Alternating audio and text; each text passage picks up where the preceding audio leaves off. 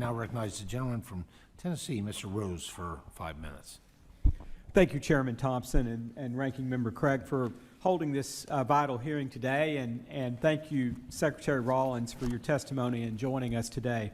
I want to begin by applauding the Trump-Vance administration on the nomination of now Secretary Rollins to lead the U.S. Department of Agriculture and guide the backbone industry of our country. Secretary Rollins, I appreciate your diligent work thus far delivering on a new and empowering era for our farmers, and look forward to working with you to secure a prosperous future for all of rural America.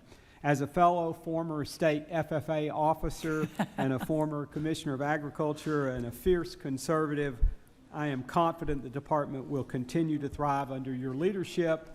And I would be remiss if I didn't say I was not excited about your newly confirmed Deputy Secretary, Stephen Vaden, yes, from our own state of Tennessee, who's a dear friend and I know will be a capable ally and yes, he will. Assistant to you.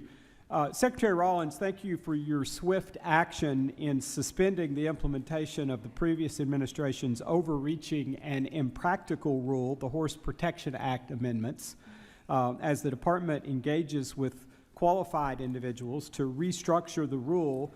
Can you highlight details of the administration's plan to ensure a new rule has not only longevity and remains practical for equestrian industries, specifically the Tennessee walking horse industry? Well, I think the first conversation I ever had with Stephen Vaden, who I did not know before this process began about 6 months ago, was about this rule.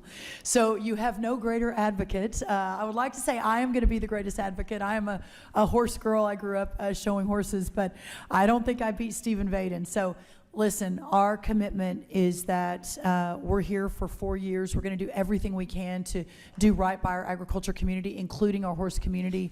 But if it all whiplashes back, you know, the day that we leave, then it perhaps is for naught. And so ensuring that we can do this in an intentional way with longevity is of utmost importance. So we'll really look forward to your partnership in that. Well, thank you, Secretary Rollins. And I don't want to speak too much for the chairman, but he has enjoyed riding a Tennessee walking horse himself, and invite Ranking Member Craig to come down and experience that. And I think anyone whoever rides a Tennessee walking horse will understand what has made them so popular through the years. Yeah. So thank you for that commitment. I am proud of the investments in production agriculture Republicans secured in the House version of the One Big Beautiful Bill Act that passed recently on the House side. However, we are still on the clock, you might say, to pass a farm bill with robust provisions that strengthen rural America. Madam Secretary, as we turn our focus to passing a new farm bill, can you highlight some of the titles and programs Congress should prioritize from your perspective to ensure that this legislation provides the necessary tools to bolster farmers and landowners?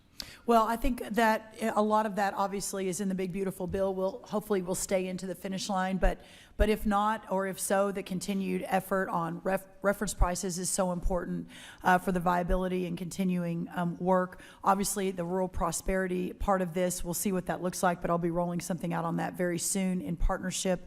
A lot of what we're already talking about, of course, SNAP reform is a major, major issue. We've talked a lot about that today. Of course, that's 85% of the Farm Bill, depending on how you slice the cheese. So there is a lot that we can prioritize, but ultimately continuing to put our farmers first, moving toward a new era of prosperity, opening up markets, bringing down inflation and the cost of inputs, ensuring we've got the crop protection tools that we need. All of the above is important. I'm not sure there's frankly a more important effort once we get through this reconciliation bill and effort than the Farm Bill will be in just a little while. Well, thank you. And you mentioned opening markets. You know, in my lifetime, and we're not that far apart in age, thankfully for most of my lifetime, the U.S. has enjoyed a trade surplus with respect to agricultural products. But we saw during the prior administration that change to a considerable trade deficit. And I think that is driven by a number of factors, but first among them is the lack of focus by the prior administration on opening markets. So in the last 20 seconds, if you could speak to what you can do as Secretary and what the administration will do to open markets for U.S. agricultural products abroad. We will be relentless and we will not sleep until those markets are open. And I think you see an all-of-government approach. And I've mentioned this, but let me repeat quickly because I know we're out of time.